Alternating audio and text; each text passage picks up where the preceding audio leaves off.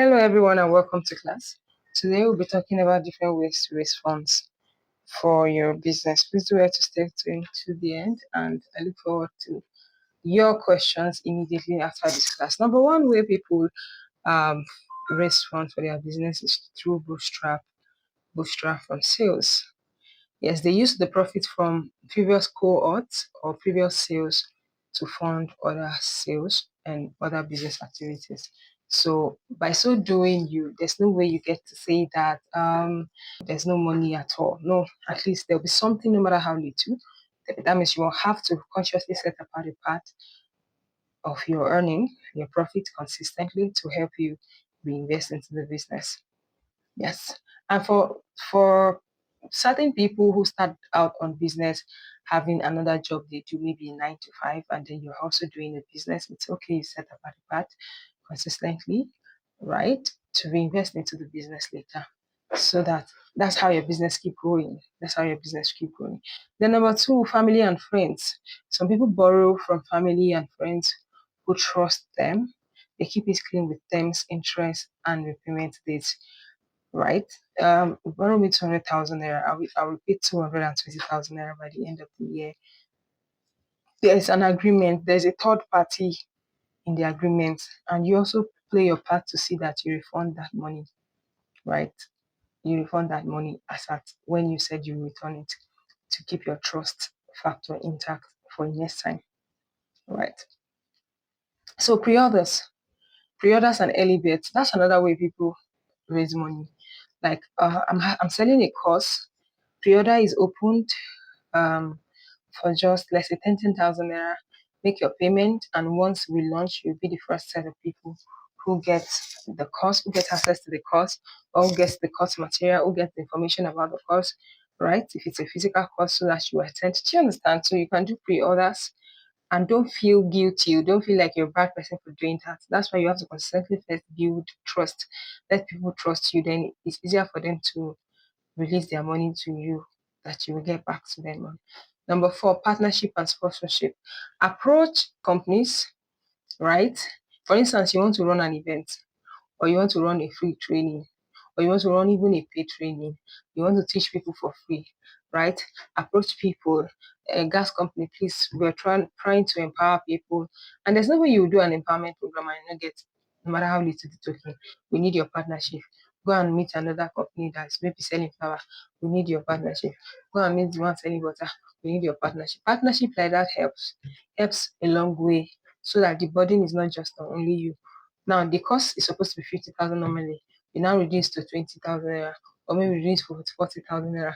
And what comes in from them, from those partners or sponsors, has a way of going a long way in covering the cost, and you're still able to make something out of it. So, number five, bank or CBN loans. BOI, NASA, CBN. So I don't always encourage people to take loans as their first option. It's never a first option when you just start out on business. When you just start on business, you're trying to navigate the business, you're trying to understand the business, you're trying to understand the nitty-gritty around the business, right? So don't be too quick to take a loan, number one. Number two, don't be too quick to take a bank loan. Because you know what? If you ever default with a bank loan, you know what's going to happen?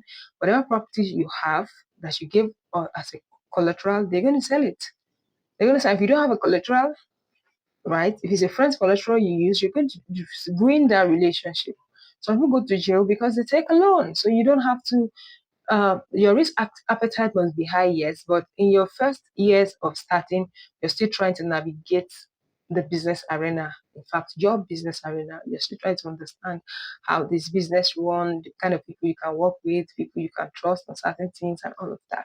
So that's not the first time. So, but after quite a number of years that you have, and the gist is, you don't go all out to take a big loan if you've never taken a small loan and repaid back. So it is step by step. If you've never taken a 20,000 naira loan and returned, right? How do you want people to trust you 100,000 naira loan? If you're not taking 100,000 naira loan and return, how do you want to do with 200,000 naira loan? Do you understand? So it's going to be, it's not even about the people, it's also about you. Trust them. Work on yourself to be able to trust yourself to do certain things. Do you understand? Give yourself give yourself task to complete, right? You take 100,000 loan, see to it that return it. if 560 they're returning before you now, and that's as you're growing the business. And once you know that there is a loan to pay, it means that you don't take your business for granted and start spending the money on things you shouldn't spend it on. Yes, do you understand? I won't go too much into details, but I expect you to ask questions from here. So number six, grants and competition is another way people get money for business. I've gotten different grants in my few years of business. I've pitched at different places and I've seen them um, given grants to me for my business. Yes. So you must be able to pitch your what you're selling, what you're doing, your brand. If you're not able to pitch, it's difficult for you to win a grant. And you must be able to know what your business stands from, know your numbers, how much are you selling per month, but people don't even know.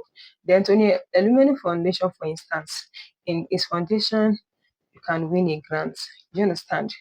Government organization, individual organizations, different organizations like that have room allowance for people to win grants. And when it comes to grants, it's not your money you collect and repay. They dash you the money, but they want to be sure that you use the money well to run the business well. That's it. So, but competition is high on things like that.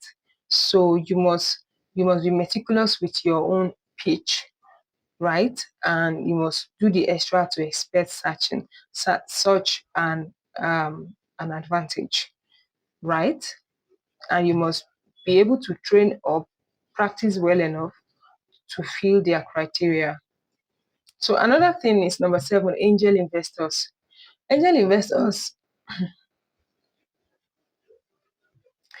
when they lend you money or when they give you money for business, you can give them 10, up to 10 to 20% equity from the money they invested in your business or from the business in general. Do you understand? But don't be too quick to make decisions based on emotion so you don't make the wrong decision. So usually it's better not to get people to have equity in your business too early. It's the wrong thing to do. Because at the end of the day, if you're not careful, they become the ones controlling your business and you have no say. And I've seen people like that that began like that, and at the end of the day, they voted them out. Another person took up the leadership of the business. So you have to be very wise and smart in decisions in line with funding for your business, especially when you're bringing in an external investor. But an angel investor is usually still more approachable and um, more favorable because they will still allow you to give them 10 to 20% discount of whatever they're investing. But for people who does investment as their major job, not I mean companies who give out loan, right, or invest in businesses as their major jobs, they don't take it lightly on business owners. They will come and ask you for sometimes 30%, 40%, 50%, in fact 60% equity from your business or from the sales. So you have to be smart enough to know that this is not what I need for my business at the moment, especially for the fact that I'm not earning this much from my business at the moment. So I have to be smart with the decision that I am making. Do you understand? So fastest for you right now is that you combine pre-orders with bootstrapping. I've explained these two for you before. So that's the fastest decision and the most wisest decision for you as you're starting out on your business as an entrepreneur and you're trying to raise money